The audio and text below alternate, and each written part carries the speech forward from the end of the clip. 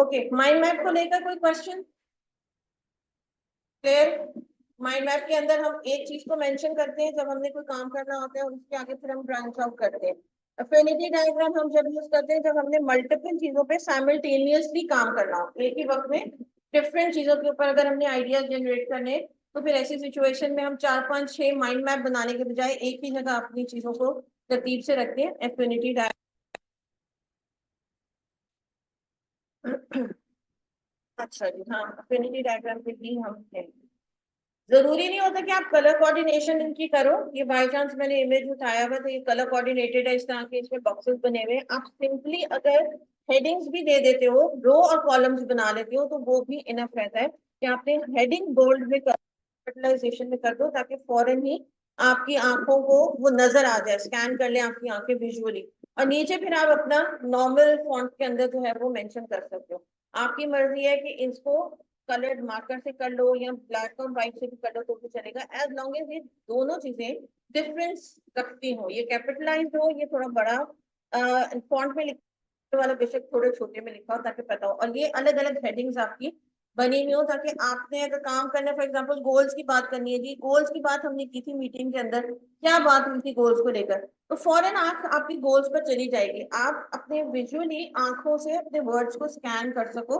तो इस वजह से ये थोड़ी सी प्रोमिनेंट होनी चाहिए जो हेडिंग्स है आपकी, और उसके नीचे फिर आप मेंशन करिए। अगेन आप यहाँ देख रहे हो कोई तरतीब नहीं है, इधर 4 है, इधर 3 है, इधर भी 4 है, लेकिन इधर 6 है, तो वो कम ज्यादा हो सकते हैं आइडियाज आपके। नॉट नेसेसरीली कि हर कॉलम में आपका 4 4 ही आपने डाले हैं या 5 5 ही डालने हैं। Moving forward,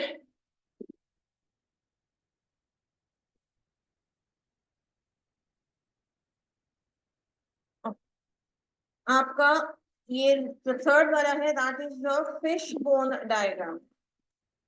fish bone diagram जो है वो हम यूज करते हैं कॉज एंड इफेक्ट या प्रॉब्लम सॉल्यूशन के पॉइंट ऑफ व्यू से, कि जब हम कोई मीटिंग करने बैठे हैं या कोई पर्सनल लेवल के ऊपर भी अगर कोई आप बना रहे हो, नॉट नेसेसरीली प्रोफेशनली ओनली, का हल निकालना है, तो उसमें आप किस तरह अपनी चीजों को नोट डाउन कर सकते हो। आप फिश बोन डायग्राम इसको इस वजह से कहते हैं कि आप ये शक्ल देखते हो कि ये थोड़ी सी फिश की शक्ल से मिलती जुलती है, इसका ये हेड है, ये इसकी टेल है, ये इसके आगे जाके फिन्स वगैरह है। एक और एग्जांपल इसके आगे मैंने शेयर किया हुआ है, ये भी फिश बोन डायग्राम का ही है। इसको बनाने का तरीका सिर्फ ये होता है कि आपने उसको, जरूरी नहीं कि आप इस तरह का हेड बनाओ और आंख भी लगाओ उसकी, ठीक है, जरूरी नहीं होता। जब आप फिशबोन डायग्राम कभी गूगल पे करोगे तो सिर्फ इस तरह की एक लाइन भी होगी और यहाँ कोई आपको एक बॉक्स सा बना हुआ होगा, बाकी ये रिप्रेजेंट करे होंगे फिश के फिन्स को। तो स्ट्रक्चर फिश का है, जरूरी नहीं है कि आप लिटरली इसी तरह का जो है ना वो कॉमिक तरीके की फिश वो हेड बनाओ। सिर्फ इसको नाम इस वजह से फिशबोन है क्योंकि वो स्ट्रक्चर देखने में फिश का लगता है। आपका जो मसला होता है, या तो कल हमने बात की थी उस पे माइंड मैप पे कि हमने मिडिल में लिखा था यूनिक यूएसपी पॉइंट, फिर अभी हमने देखा कि हमने ऊपर लिखी हुई थी हेडिंग्स, गोल्स, कल्चर और वो सारा कुछ बात करनी है। कल जैसे हमने कहा था कि खाना अगर करना है तो केटर कौन होगा, बजट कौन होगा। अब कोई ना कोई मसला होता है ना जिसके ऊपर हम बैठे होते हैं, तो वो जो आपका मसला इन हैंड है वो आपका यहाँ फिश के हेड में आता है। आप यहाँ मेंशन करते हो उसको कि इस पॉइंट के लिए बैठे हैं हम सारे आइडिएशन करने के लिए, ये हमारा मसला है या ये हमारी बात है या ये हमारा रीजन है आज की मीटिंग का। तो वो जो भी होता है वो यहाँ आप हेड में मेंशन करते हो, टेल के अंदर बेचारे में कुछ भी नहीं लिखा जाता। एक, हाँ जी, इसके लिए भी यही चीज है कि आपने एक प्रॉब्लम के ऊपर डिस्कशन करे हो तो आपका ये हेड में एक ही प्रॉब्लम जाएगा, इसमें मल्टीपल चीजें नहीं कर सकते। Good question.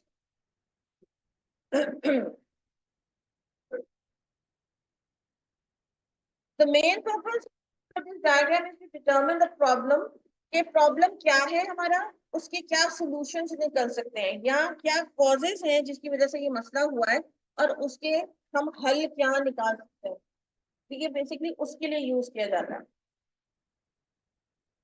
एक मैंने यहाँ इमेज शेयर की हुई है, इसी को माइंड में रखते हुए कि low customer satisfaction cause and effect के ऊपर इन्होंने बात की हुई है। कोई एक रेस्टोरेंट हो सकता है कि जो पता चला है कि हमारा बजट नीचे, मतलब यू नो प्रॉफिट हमारा नीचे गया है, तो पता चला है कि किस वजह से जा रहा है नीचे, या वैसे ही जब हम सर्विस करते हैं कभी कभी गए हो रेस्टोरेंट में, वो आपको छोटा सा एक सर्वे का वो दे देते हैं कि जी हमारी आपको वो कैसी सर्विस कैसी लगी और ये सारा कुछ, ये भी आइडिया हो जाता है कि कस्टमर सेटिस्फाइड नहीं है हमारे रेस्टोरेंट से, नॉट नेसेसरीली कि प्रॉफिट नीचे जा रहा हो तो ही पता चले।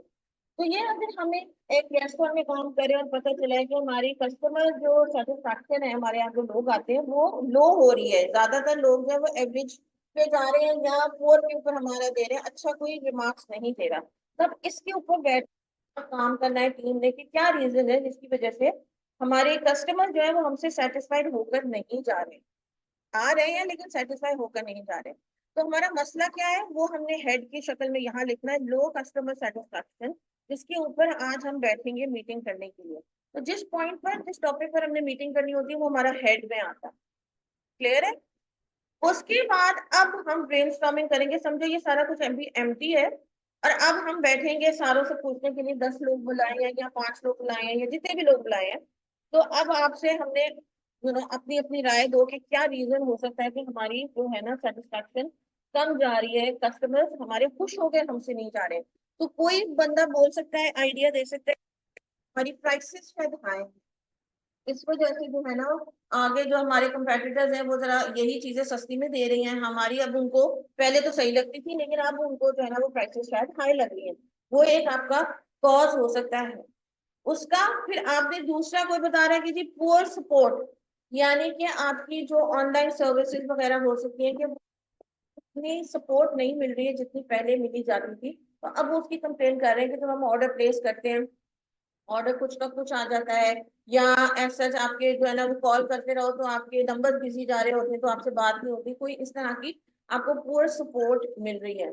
कोई एक और कह सकता है कि जी आपकी लो क्वालिटी, हमारी क्वालिटी जो है वो पता चला है कुछ लोगों से, उन्होंने रिमार्क किए हैं कि क्वालिटी जो है वो हमारे खाने की जो है वो उनको अच्छी नहीं लग रही है। तो ये कह सकता है कि जी मैनेजमेंट का इशू है, खाना बहुत अच्छा है लेकिन जो सर्विसेज जो है जो वेटर्स है जो मैनेजमेंट कर रहे हैं, तो मैनेजर जो है बहुत रूड है या कम है, फॉर एग्जाम्पल वो लोग ज्यादा हो पर वेटर्स की जो है ना वो नंबर ऑफ वेटर्स कम है, तो वो मैनेजमेंट का इशू कुछ हो सकता है।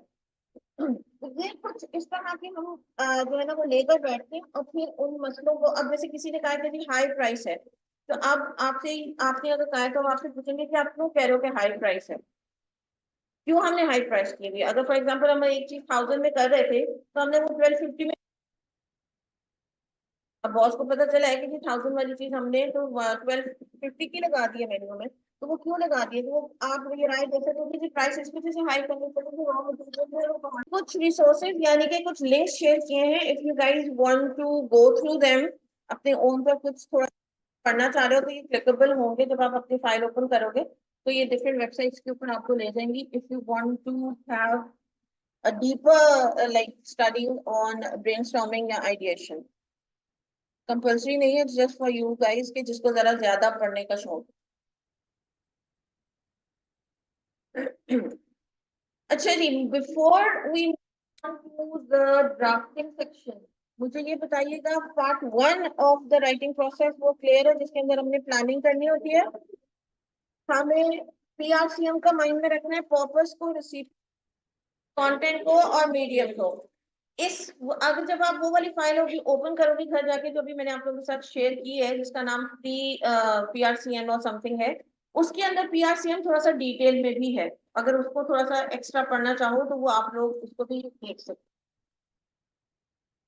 जी। सेकंड पार्ट आपका जो राइटिंग प्रोसेस का है वो ड्राफ्टिंग है, जिसको हम राइटिंग या ड्राफ्टिंग कहते हैं, यानी कि रफ ड्राफ्ट है जो अभी आप काम करोगे, वो आप अपने लिए एक चीज बना रहे हो। अभी हमने आइडिएशन की, अब समझो अगर हमने माइंड मैप के ऊपर अपनी सारी एक जो है ना वो सारे मीटिंग के बाद माइंड मैप यूज किया, किसी एक मसले पे बात कर रहे थे, सारे आइडियाज को पेन डाउन कर लिया, लेकिन पेन डाउन करने से पहले आपने अभी उसकी आउटलाइन बनानी है, पहले आउटलाइन बनाएंगे उसके बाद आप फिर रफ ड्राफ्ट शुरू करोगे।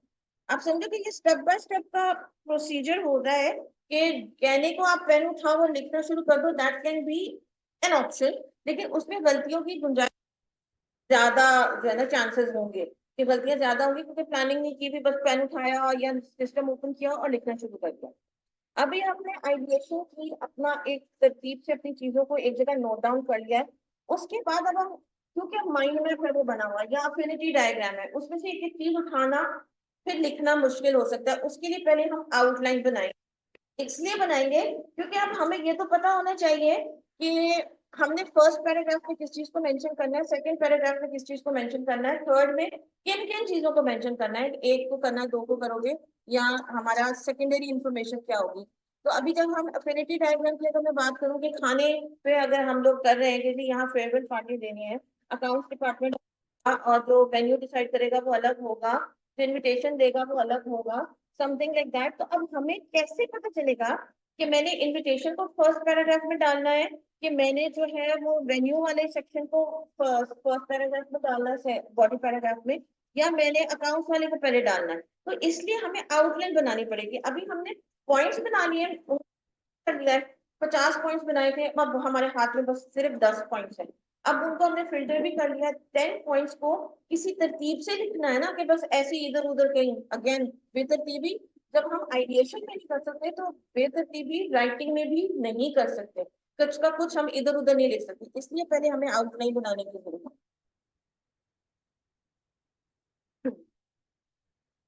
एक सेकंड। ऑनलाइन स्टूडेंट बेटा आवाज आ रही है अब कुछ? ओके।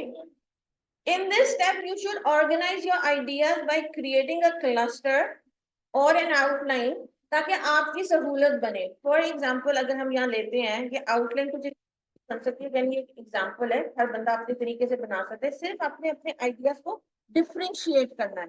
मैं इनको अगर वही काम दूंगी और इनको वही काम दूंगी और इनको भी वही काम दूंगी, हो सकता है तीनों की आउटलाइन डिफरेंट तरीके की बनी हुई हो।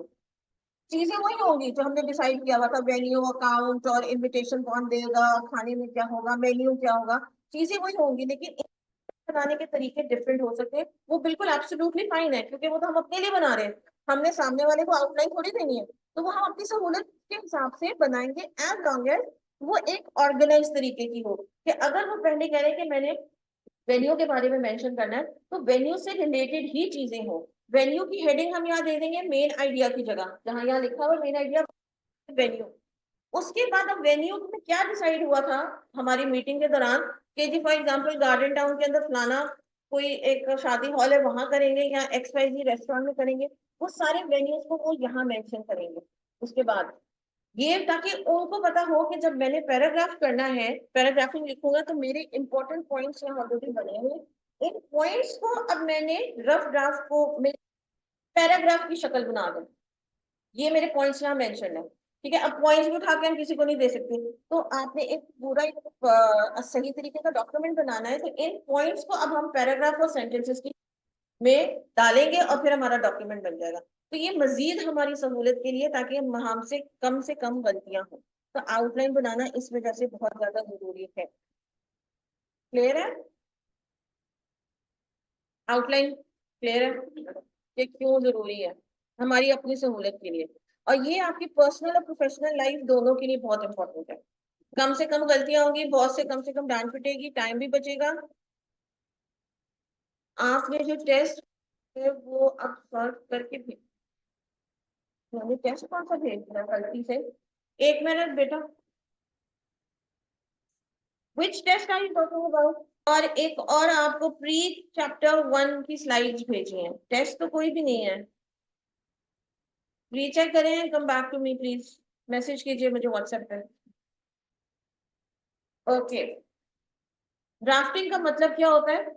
Organisation of ideas incomplete thoughts, यानी कि और पैराग्राफ की शक्ल में आपने अपने आइडियाज को ऑर्गेनाइज तरीके से करना है।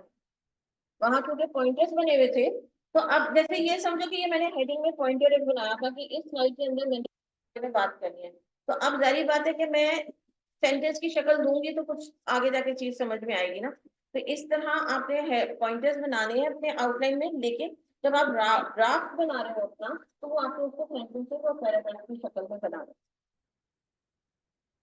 ताकि आपके पढ़ने वाले को मैसेज इजीली समझ में आ जाए। क्योंकि वो पॉइंट्स तो हमने अपने लिए बनाए थे ना, अब उनको क्या पता हमारे दिमाग में क्या चल रहा है, हम छोटे छोटे पॉइंट्स बना रहे थे। तो उसको एलैबोरेट करेंगे तो तभी तक सामने वाले तक बात पहुंचेगी ना सही तरीके से। Regardless how much thinking and planning you do, the process of putting ideas into words change them. Often they vary. आपकी कभी कभी ऐसा भी होता है कि जब आपने पूरी प्लानिंग कर ली है, आउटलाइन बना ली है, लेकिन उस पर जब बना रहे हो तो कोई बड़ा अच्छा पॉइंट माइंड में आ गया है। तो ऐसी सिचुएशन में अगर वो अच्छा है, अगर उसकी जरूरत है और वो टॉपिक से रिलेटेड है यानी कि रेलेवेंट है, और आपको अचानक माइंड में आया वो पॉइंट, तो आप बाय ऑल मीन्स डाल सकते हो अपने आउटलाइन के अंदर, लेकिन पहले आउटलाइन में डालो और फिर उसको आप अपनी रफ ड्राफ्ट में डालोगे, क्योंकि लिखते लिखते आइडिया तो आ गया, वो आइडिया फिट कहाँ बैठेगा मेरे फर्स्ट बॉडी पैराग्राफ में, सेकंड में, के थर्ड में, वो भी तो देखना है ना कि बस आया और वही लिख दिया। इस पैराग्राफ में उसकी जरूरत ही नहीं थी उस आइडिया की, तो वही रुक जाए और आइडिया को कहीं पहले आउटलाइन में लिखें, उसके बाद देखें कि वो मैंने उसको ऊपर नीचे मिडिल कहाँ डालना है, उसके बाद आप फिर उस नए आइडिया को अपने रफ ड्राफ्ट में इंक्लूड करो।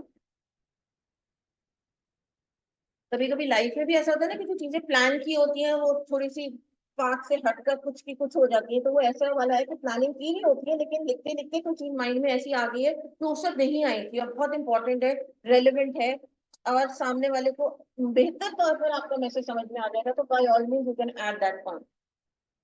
जी।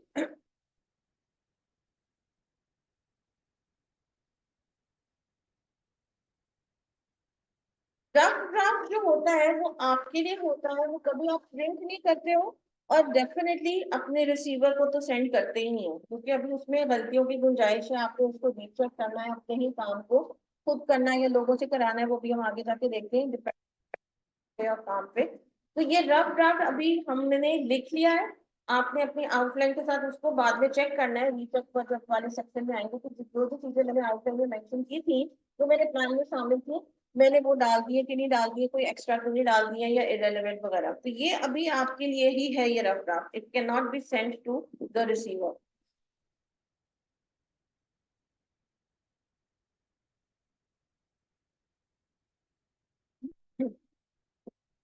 वेल ऑर्गेनाइज मैसेज जो है वो तब कहलाया जाता है कि जब आपके सारे, अब जैसे पजल होता है, पजल में अगर हम पीसेस सही तरीके से नहीं लगाएंगे तो क्या वो पजल की पिक्चर सही समझ में आएगी, कुछ का कुछ उल्टा फुल्टा कुछ बच्चे है ना अपनी तरफ से जैसे, तो वो समझ में नहीं आता, फिर समझना पड़ता है कि अच्छा इसको उठा के यहाँ लगाते हैं तो बेहतर होगा, फिर हम जाके एंड में पजल बनाते हैं, तो क्या हुआ, जिसके लिए इंसान ने पजल बनाया था, समझ में नहीं आया, उसको खुद ही ठीक करना पड़ा।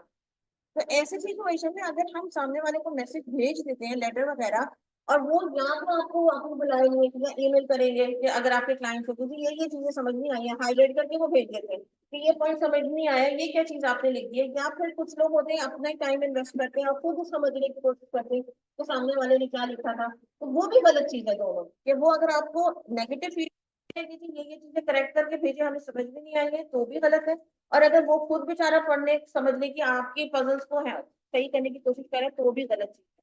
वो इंसान अच्छा होगा कि हमें तंग नहीं करा, लेकिन वो आप समझो कि प्रोफेशनलिज्म के खिलाफ है, इसका मतलब है कि वो फिर एक दो तीन चार पांच दफा 10 दफा वो आपके काम को खुद समझ करेगा, 11वीं दफा कहेगा भाई मैंने 10 दफा कर लिया, ये क्या है, हर दफा आप ऐसी चीजें भेज देते हैं, तो वो फिर बाद में पता चलेगा अच्छा हमारी तो रेपुटेशन उसके माइंड में ऐसी चल रही थी, तो वो बेहतर है कि हमारी तरफ से कम गलतियां जाए, क्योंकि अच्छे बंदों की भी बस हो ही जाती है ना कभी कभी।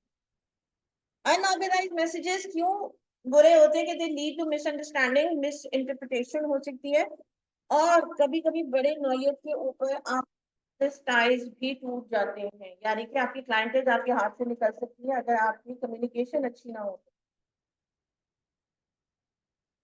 वो कहते हैं ना जबान पे कारोबार चलता है, समथिंग लाइक दैट, आपकी कम्युनिकेशन अच्छी नहीं है, आप अपनी बात के ऊपर जो हो वो कायम नहीं हो, और जो डिलीवर करने को कहा था वो चीजें सही तरीके से डिलीवर नहीं कर रहे हो, तो एक वक्त आएगा अगला बंदा कहेगा कि जी ठीक है मैं किसी और से काम करवा लेता हूँ या किसी कोलैबोरेशन कर लेता हूँ, क्योंकि आप लोगों के साथ काम कम्युनिकेशन की वजह से नहीं हो पा रहा सही, ध्यानदार हो, काम अच्छा करके देते हो, स्टफ आपका अच्छा है, प्रोडक्ट या सर्विसेज आपकी अच्छी है, लेकिन कम्युनिकेशन में प्रॉब्लम है, तो सोचो कि सिर्फ एक कम्युनिकेशन, सिर्फ हम समझते हैं ना कम्युनिकेशन जरा सी चीज है, वो लाइफ में चाहे आपकी प्रोफेशनल लाइफ है या पर्सनल लाइफ है वो बहुत ज्यादा इंपॉर्टेंस रखती है, अच्छा कम्युनिकेटर होना, पर्सनल लेवल पर भी और प्रोफेशनल लेवल पर भी। ओके, कुछ ऑर्गेनाइजेशनल टाइप्स ऐसे हैं कि हमें माइंड में रखना है कि मैं किस टाइप का पीस ऑफ राइटिंग कर रहा हूँ। कुछ कभी कभी चीजें हमें सीक्वेंस में लिखनी पड़ती हैं, जिसको कहते हैं ऑर्डर, जिसको कहते हैं तरतीब। कि अगर हमें कोई चीजें तरतीब में लिखनी है तो वो उसी तरतीब में ही आनी चाहिए, हम उनके ऑर्डर को चेंज नहीं कर सकते। जो चीज अगर सेकंड पैराग्राफ में आनी है वो हम फोर्थ पैराग्राफ में लिख देंगे तो मैसेज तो उस तक पहुंच जाएगा बंदे तक, लेकिन वो गलत नौयत का हो जाएगा, क्योंकि that point should have been in the second paragraph but it was in the last paragraph, या फोर्थ में या थर्ड में। वो अपनी जगह पे नहीं था जहाँ होना है। अगर हम भी इस वक्त अपनी जगह पे नहीं होंगे तो गड़बड़ हो जाएगी लाइफ में। कुछ आपके कॉज एंड इफेक्ट आपके पेपर में भी ऐसे आना है कि कुछ टाइप्स ऑफ राइटिंग आपकी होती है कि जहां आपने रीजंस और उनके असरात को बयान करना होता है, कॉज और उनके इफेक्ट्स को बताना होता है। जहां कॉज की बात होती है उधर इफेक्ट की बात होती है, जहां इफेक्ट की बात होगी वहां कॉज की बात भी होगी। कुछ पीस ऑफ राइटिंग आपकी कंपेयरिंग एंड कंट्रास्टिंग की भी होती है कि आपने जैसे ब्लॉगर्स दो सेल फोन्स लिए तो जी इसमें ये जो है ना वो सेम चीजें हैं और इन दोनों फोन्स के अंदर ये डिफरेंट चीजें हैं। तो आपने कंपेयरिंग और कंट्रास्टिंग जब कर लिया कि सेम सेम क्या चीजें हैं, इस मॉडल के अंदर आईफोन है और ये दूसरा आपका कोई नोट वगैरह है, तो इसमें सिमिलैरिटी क्या है और इसमें डिफरेंस क्या है, तो वो आपकी कंपेयरिंग और कंट्रास्टिंग आ जाती है। तो ऐसी पीस ऑफ राइटिंग भी आपको करनी पड़ जाती है जहां आपको कंपेयरिंग कर रहे हो तो उधर कंट्रास्टिंग करना लाजमी हो जाता है। प्रॉब्लम और सोल्यूशन, प्रॉब्लम होगा वहां सोल्यूशन होगा। किसी मसले के ऊपर बैठे हो क्योंकि ये मसला हो गया, फॉर एग्जाम्पल खुदारा खास्ता अगर यहाँ का वो जनरेटर खराब हो जाए, ठीक है, प्रॉब्लम हो गया, अब इसके क्या सोल्यूशन हो सकते हैं? रिपेयर कराएं। अब रिपेयर की हालत में नहीं है, कोई बंदा कहेगा कि जी वो तो इतना पुराना हो गया, सन 50 का चल रहा है, तो अब इसको बेचना पड़ना है। अगला बंदा कहेगा नहीं जी हमारे पास अकाउंट्स तो कोई बंदा बैठा है, रिसोर्सेज ही नहीं है, इसी को ठीक कराओ, किक स्टार्ट करो दोबारा से। तो वो प्रॉब्लम है तो उसका सोल्यूशन आपको निकालना ही पड़ेगा। तो ये वर्बली भी होता है, यानी कि ओरली भी होता है और रिटन फॉर्म में भी होता है। जहां प्रॉब्लम है उधर सोल्यूशन की बात आपको करनी ही है। अच्छा, बेसिक ऑर्गेनाइजेशनल प्लान की हम बात करें, डायरेक्ट और इनडायरेक्ट, ये बड़ा इंपॉर्टेंट है, प्लीज ये माइंड में रखना। स्लाइड के अंदर जरा डिटेल में मेंशन है। अगर आप अपने क्लाइंट्स को या पर्सनल या प्रोफेशनल लेवल के ऊपर कोई खुशखबरी सुनाने लगे हो या कोई न्यूट्रल खबर सुनाने लगे हो जिसमें ना कोई अच्छाई है ना कोई बुराई है, तो आप डायरेक्ट मेथड अप्लाई करते हो। अगर आप अपने क्लाइंट को या पर्सनल लेवल पे भी किसी को बुरी खबर सुनाने लगे हो तो आप इन मेथड को अप्लाई करते हो। अब इन दोनों में फर्क क्या है ये तो हम वैसे भी पता है कि जब खुशखबरी होती है तो हम जाकर फौरन ही किसी को बता देते हैं, और बुरी खबर होती है तो थोड़ा सा घुमा फिरा कर हम उनको बताते हैं। तो सेम इज द केस आपकी ये पीस ऑफ राइटिंग में भी यही है कि अगर आप कोई खुशखबरी दे रहे हो अपने क्लाइंट को, अपने रिसीवर को, या कोई न्यूट्रल खबर है, ठीक है, अब जैसे हमें पता है कि 3 दिन की छुट्टी होनी है ईद के ऊपर, तो ये न्यूट्रल खबर है, ना हमारे लिए अच्छी है ना हमारे लिए बुरी है। अच्छी जब होगी जब वो 5 छुट्टियां हो जाएंगी। तो अब अगर गवर्नमेंट ने 5 छुट्टियां अनाउंस करनी है या 3 छुट्टियां अनाउंस करनी है तो वो डायरेक्ट मेथड अपनाएंगे। अगर गवर्नमेंट में हमारी छुट्टियां बंद कर देनी है तो वो फिर इनडायरेक्ट मेथड अपनाएंगे, क्योंकि वो हमें बुरी खबर दे रहे हैं कि जी आपको 5 के बजाय कि 3 भी नहीं दे रहे हम, या 2 दे रहे हैं फॉर दैट मैटर। तो ऐसी सिचुएशन इनडायरेक्ट मेथड यूज करते हैं कि हमने पहले बुरी खबर जब दे रहे हैं या नेगेटिव न्यूज जब दे रहे हैं तो हमें थोड़ा सा एक सेंटेंस या 2 sentences depending upon the situation negative news, आपने थोड़ा सा बफर करना होता है इसको। बिजनेस कम्युनिकेशन में बफरिंग का नाम देते हैं, जो कि हम आईटी में भी देते हैं, कि पहले आपने थोड़ा सा उनको घुमाना फिराना है अपने वर्ड्स के थ्रू, फिर उसके बाद आपने उनको बुरी खबर देनी है या नेगेटिव न्यूज देनी है। अपने लेटर के या ईमेल के स्टार्ट में ही आपने उनको बुरी खबर नहीं देनी। ये एक नेचुरल बिहेवियर हमें है ना, खुदा ना खास्ता कोई हॉस्पिटलाइज हो जाए, कोई फौत हो जाए, किसी का एक्सीडेंट हो जाए, क्या हम अचानक ही फोन करके, स्पेशली कोई क्लोज बंदा हो, अम्मी को फोन किया, अम्मी मेरा एक्सीडेंट हो गया, अम्मी, मतलब बंदा बहुत कम होता है ऐसे हम करते हैं यूजुअली। आप मेंटली थोड़ा सा 1-2 सेकंड के लिए प्रिपेयर करते हो उस इंसान को, फिर आप बुरी खबर देते हो पर्सनल लेवल पे। तो same is the case with written in business communication, कि आपने अगर नेगेटिव या बुरी खबर देनी है तो आप थोड़ा सा 1-2 सेंटेंसेस पहले कहोगे। अब एग्जाम्पल मैं आपको ये देती हूँ कि आपने और हम लोगों ने बिजनेस किया, चलो आपने मेरे से सीमेंट लेना था, बहुत टन मन पता नहीं जितना भी होता है ना, बोरियां, हजारों लाखों बोरियां, और मैंने आपको कमिट कर दिया कि हाँ मैं आपको 15 तारीख को दे दूंगी।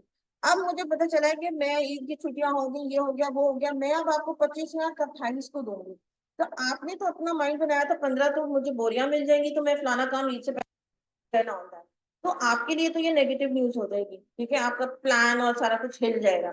तो मैं अब आपको स्ट्रेट अवे नहीं बोल दूंगी कि जी आपने तो 15 को कहा था, मैं तो आपको 28 को कह रही हूँ, कर लो तो करना है। ऐसा तो आप कर नहीं सकते हो बिजनेस वर्ल्ड में।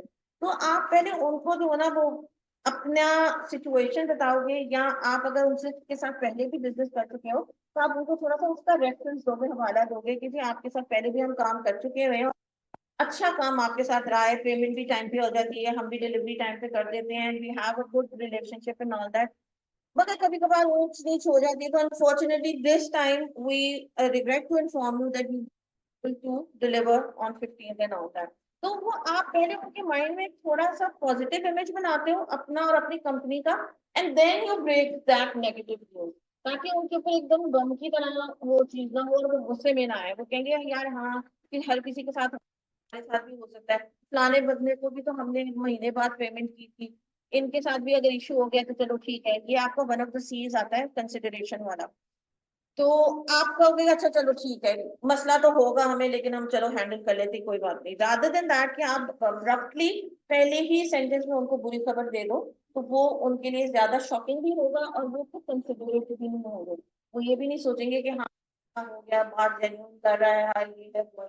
तो वो कंसिडरेट होंगे नहीं, उनको गुस्सा ही आ जाएगा। तो नेगेटिव न्यूज में आपने इस तरह ब्रेक करनी होती है कि पहले आप थोड़ा सा उनके माइंड में अच्छा एक कोई इमेज क्रिएट करते हो, then you break up the bad news। और गुड न्यूज या न्यूट्रल न्यूज में आप इंट्रोडक्टरी पैराग्राफ में ही मेंशन कर सकते हो कि I am writing to inform you about the फलाना फलाना। तो उसमें आपको गोल घुमाने की जरूरत नहीं है।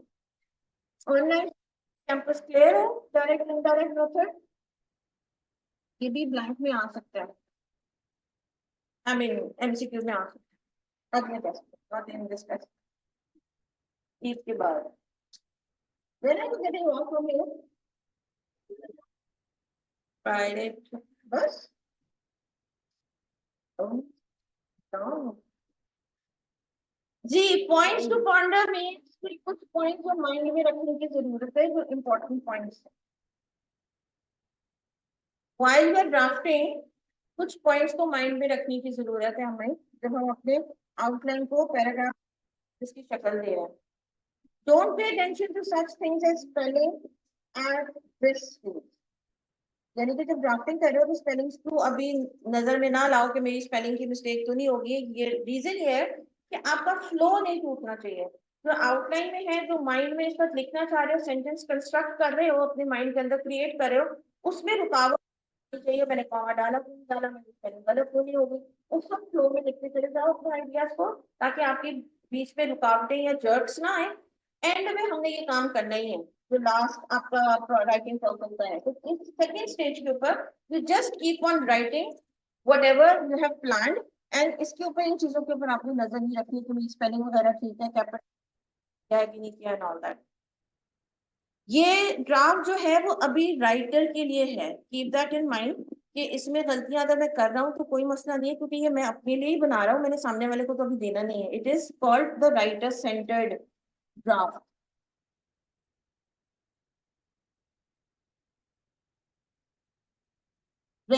पॉइंट्स को आपने सही तरीके से एक साथ ऑर्गेनाइज किया है कि नहीं किया है आउटलाइन के हिसाब से। यहाँ भी अभी आपको ऐसा जिसको देखने की जरूरत नहीं है। फोकस आपने करना है मेन आइडिया के ऊपर कि मेरा मेन आइडिया से कहीं मैं ड्रिफ्ट तो नहीं कर गया। कि मेरा मेन आइडिया फॉर एग्जांपल था कि हम मेन आइडिया अगर वो खाने वाली बात करूँ कि फेयरवेल का खाना था, तो उससे कहीं मेरा मैं 5 से ऊपर तो नहीं गया, कहीं और तो नहीं पहुंच गया। इस पैराग्राफ में मैंने लोकेशन की बात करनी थी या बजट की बात करनी थी, तो मैं बजट की बात करते करते कहीं और तो नहीं पहुंच गया हूँ। तो not as a document, as a whole हर पैराग्राफ में भी ये चीजें सब कर दूंगा कि मैंने जो पैराग्राफ का मेन आइडिया था मैंने उसी के ऊपर लिखा है कि मैं कहीं और का कहीं और पहुंच गया, या मैंने सेकंड पैराग्राफ के साथ थर्ड पैराग्राफ का पॉइंट भी तो नहीं कहीं डाल दिया। तो ये चीजें हमने माइंड में रखनी है उस वक्त। देखना, जो अभी हमने देखा था कि मैंने किस अप्रोच में ये पीस ऑफ राइटिंग करनी है, डायरेक्ट अप्रोच के इनडायरेक्ट अप्रोच। अच्छी खबर है तो डायरेक्ट, और अगर नेगेटिव न्यूज है तो इनडायरेक्ट। अगर किसी पीस ऑफ राइटिंग में आपने टेबल्स या ग्राफ्स या विजुअल्स डालने हैं, कोई इमेजेस डालनी है, तो वो आपके पास तरतीब में है कि नहीं है। जैसे हमारे पैराग्राफ के आइडियाज ऊपर नीचे ना हो, इसी तरह फॉर एग्जांपल मैंने सेकंड पैराग्राफ के बाद जो है वो एक इमेज छोटी सी डाल दी थी अपने व्यूअर के लिए, लेकिन मैंने फोर्थ पैराग्राफ के साथ डाल दी है, तो वो गड़बड़ हो जाएगी, क्योंकि फोर्थ पैराग्राफ किसी और चीज की बात कर रहा है और इमेज जो है वो किसी और चीज की बात कर रहा है। तो इमेज सही जगह पे मैंने डाला है कि नहीं डाला, और जितने डालने थे मैंने डाले हैं कि नहीं डाले। प्लान में फॉर एग्जाम्पल अगर 6 थे तो मैंने कहीं 4 तो नहीं डाल दिए, 2 मिसिंग है, तो वो मुझे दोबारा डालना है। तो ये चीजों को माइंड में रखना है। और आया अगर नहीं डालने हैं तो बस फिर ऑब्वियसली ये पॉइंट आपके माइंड में नहीं आना चाहिए, क्योंकि हमने इस पीस ऑफ राइटिंग में कोई ऐसे विजुअल्स डालने ही नहीं है। फॉर्मेट के बारे में माइंड में रखना है कि एक है कि आपका फॉर्मल है, कि आप कोई जानने वाले को लिख रहे हो अपनी पीस ऑफ राइटिंग, या आप जो हो प्रोफेशनली किसी को लिख रहे हो, तो आपका वो फॉर्मल हो जाएगा। जानने वाले हैं तो आपका वो इनफॉर्मल हो जाएगा।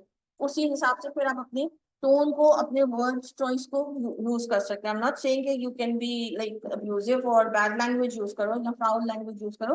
इट्स जस्ट दैट कि लैंग्वेज की या नोयत में थोड़ा सा फर्क आ जाता है। इतना फॉर्मली आप किसी दोस्त से या चाचा मामू से या कजिन से बात नहीं करोगे, और उतना ही फ्रीली होकर रिलैक्स माहौल में आप जो हो अपने क्लाइंट से बात नहीं करोगे, तो वहां आपको फॉर्मल होने की जरूरत है। तो हमें वो पर्पस पता होना चाहिए। ये सारी चीजें इर्द गिर्द घूमती है पीआरसीएम के, कि हमें रीजन पता होना चाहिए, हमें रिसीवर पता होना चाहिए मेरा कौन है, जानने वाला है, मेरा क्लाइंट है कि मेरा बॉस है। और बॉस भी है तो ये भी मेरे बॉस है, वो भी मेरे बॉस है, ठीक है, दोनों मेरे बॉस हैं, लेकिन ये वाले बॉस को किसी और तरीके से हैंडल करना है, इन बॉस को किसी और तरीके से हैंडल करना है। तो दोनों बॉसों को एक तरीके से भी हैंडल नहीं कर सकते, तो वो भी माइंड में होना चाहिए कि यस, रेसिपिएंट मेरा बॉस है, लेकिन मिस्टर एक्स नहीं है, मिस्टर वाई है। मिस्टर वाई बहुत ज्यादा तंग करते हैं, तो उनको सारी डिटेल्स की जरूरत होती है, उनको फलाने तरीके। मिस्टर एक्स मेरे बॉस है, उनको किसी और तरीके से हैंडल करना है, बेशक फॉर्मली, लेकिन लैंग्वेज चॉइस, स्ट्रक्चर, वो टू द पॉइंट बात करते हैं, ये बहुत ज्यादा डिटेल्स मांगते हैं, तो हमें रिसीवर का पता होना बहुत ज्यादा जरूरी है। एक ही चीज हम सारों को प्रेजेंट नहीं कर सकते। ओके, इसके ऊपर हमने बात की थी आउटलाइन पे।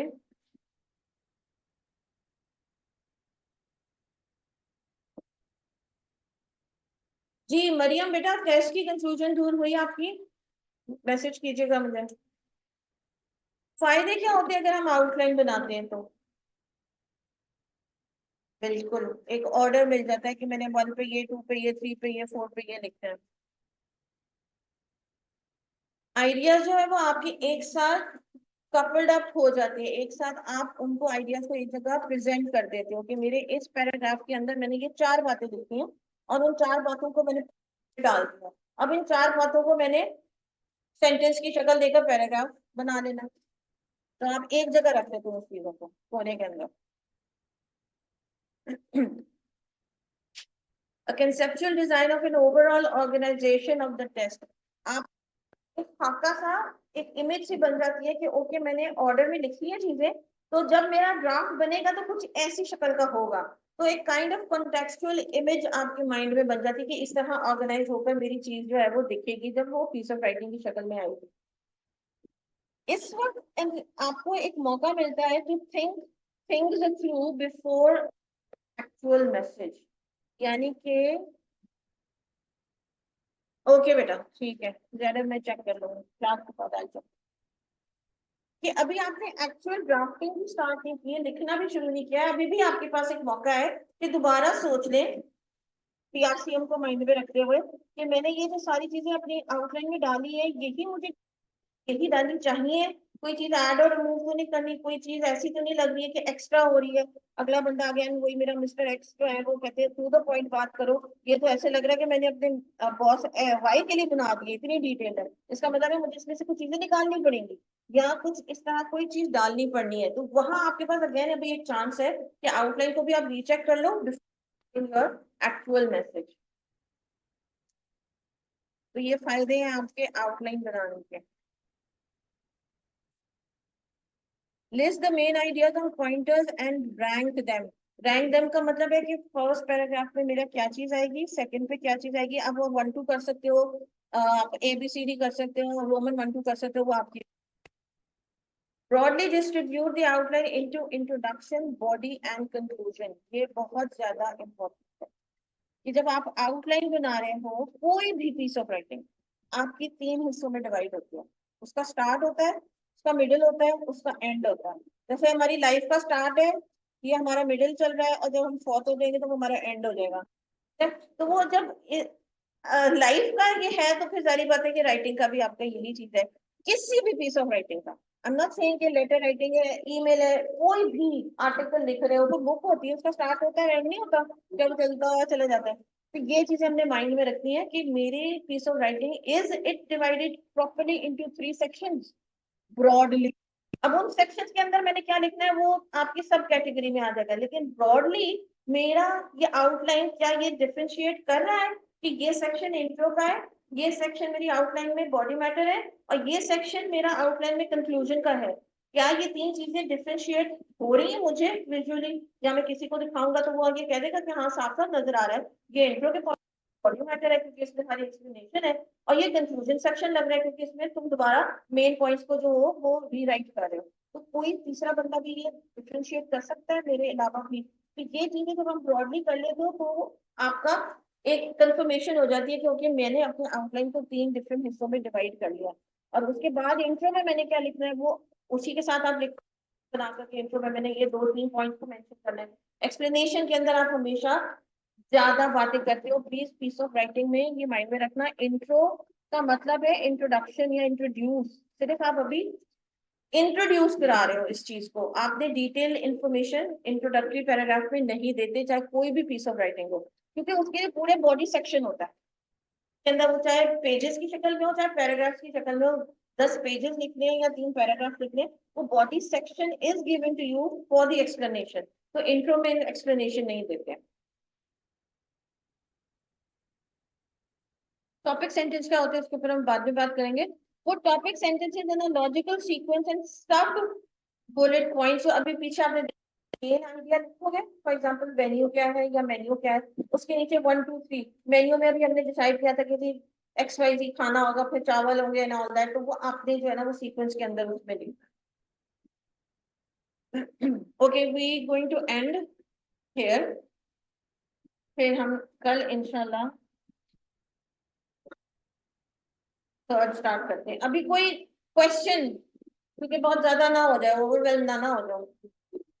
कोई राइटिंग से ड्राफ्टिंग से रिलेटेड कोई क्वेश्चन, इंपॉर्टेंस समझ में आ रही है ना आउटलाइन की और ड्राफ्टिंग की, ताकि आगे जाके गलतियां कम से कम हो, इसलिए आउटलाइन बनाओगे, रफ ड्राफ्ट बनाओगे।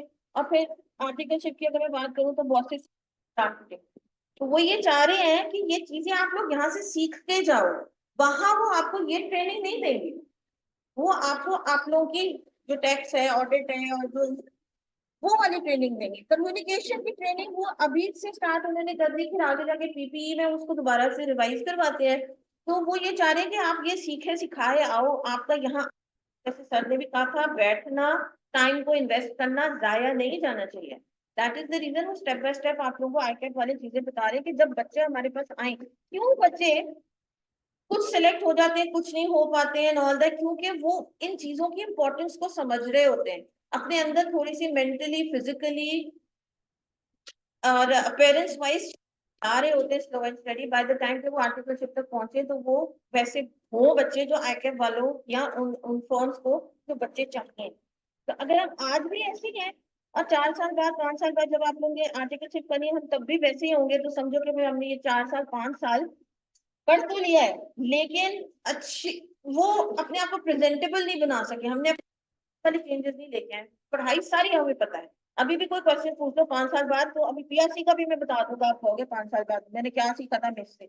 लेकिन ओवरऑल कोई चेंज नहीं आई आपके फिजिकली मेंटली, ओवरऑल परफॉर्मेंस के अंदर या डेवलपमेंट में वो कोई चेंज नहीं आई। जैसे कल थे वैसे ही 5 साल बाद, तो वो नेगेटिव में चला जाएगा उस आर्टिकलशिप के लिए। तो they want you to change, they want you to understand the difficulties that you're going to have during these 4 5 years। वहां जाके आपने ट्रेनिंग करनी है तो वहां थोड़ी सी डिफिकल्टी होंगी, मेंटली उसके लिए प्रिपेयर हो, फिजिकली उसके लिए प्रिपेयर हो। आपके पंक्चुअल होना है, अगर पंक्चुअल नहीं हो, टाइम पे उठना है, टाइम पे जाना है। और दूसरा, अपेयरेंस वाइज अपने अंदर चेंजेस लेके आओ, एज बेटर कम्युनिकेटर बनो। अगर अभी हम थोड़ा सा नहीं, अगर मैं कम्युनिकेटर की बात करें, इंग्लिश लैंग्वेज की नहीं करें, अगर हम उर्दू पंजाबी भी सही तरीके से डिलीवर नहीं करते हैं, या ऐसे डिलीवर नहीं करते हैं कि कोई हमें मीटिंग में बिठाना भी पसंद करे, उसका मतलब है कि हमें अपने अंदर चेंजेस लेके आनी है, इरिस्पेक्टिव ऑफ द लैंग्वेज। वो कहेगा यार आप उर्दू भी ऐसे बोलते हो कि पता नहीं, मतलब अब अगला बंदा आपको तमीज के दायरे में कह सकता है कि नहीं बेटा, क्या आपका नाम है, कि भैया आप कल आ जाना मीटिंग में। तो अब उस वक्त कहाँ जाके प्रोफेशनल लेवल के ऊपर जाके अपनी ट्रेनिंग करोगे। इसीलिए यहाँ से आपको थोड़ा सा, जिसको कहते हैं ना रगड़ा दे रहे हैं, कि यहाँ से इंपॉर्टेंस समझो और अपने अंदर चेंजेस लेके आओ। हमारा काम है आप तक इंफॉर्मेशन और अवेयरनेस, आप अवेयर करना आप लोगों को। चेंज आप लोगों ने अपने अंदर खुद लेके आनी है, अगर इन चीजों को इंपॉर्टेंस समझो। ठीक है, चलो इसी बात पे हम एंड करते हैं और इंशाल्लाह कल मिलते हैं। जी जी बिल्कुल, आउटलाइन ड्राफ्टिंग का ही पॉइंट है बेटा। कॉन्सेप्ट क्लियर करने, कोई भी चीज याद नहीं करनी है इस उसमें में हमारे कॉन्सेप्ट क्लियर करने, कोई भी चीज याद नहीं करनी है। जी जी जी जी जी। इसीलिए मैंने आपको कहा था कि जो एमसीक्यूज मैं बनाती हूँ, कभी कभी बेटा उसके ऑप्शन जो है मैं डिफरेंट वर्ड्स में दे देती हूँ, इसी वजह से चेक करने के लिए कि बच्चों ने कहीं स्लाइड में उसी चीज याद तो नहीं कर ली। कॉन्सेप्ट क्लियर होगा, उसी बात को, इंफॉर्मेशन को मैं दूसरे पास में लिख दूंगी तो आपको समझ में आ जाएगा, अगर कॉन्सेप्ट क्लियर है। अगर रटा हुआ होगा तो फिर नहीं समझ में आएगा। तो इसलिए I am totally against cramming. तो रटने की आदत अगर है भी किसी बच्चे में तो प्लीज उसको छोड़ने की कोशिश करें। चलिए इंशाल्लाह कल मिलते हैं बेटा, अल्लाह हाफिज।